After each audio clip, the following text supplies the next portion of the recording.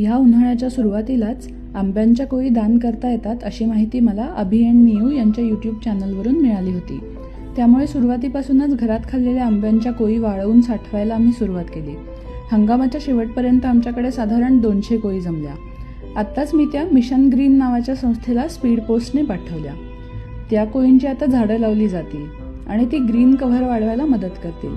पर्यावरणाच्या संवर्धनात आपला हातभार लागल्याचं समाधान खासच असतं.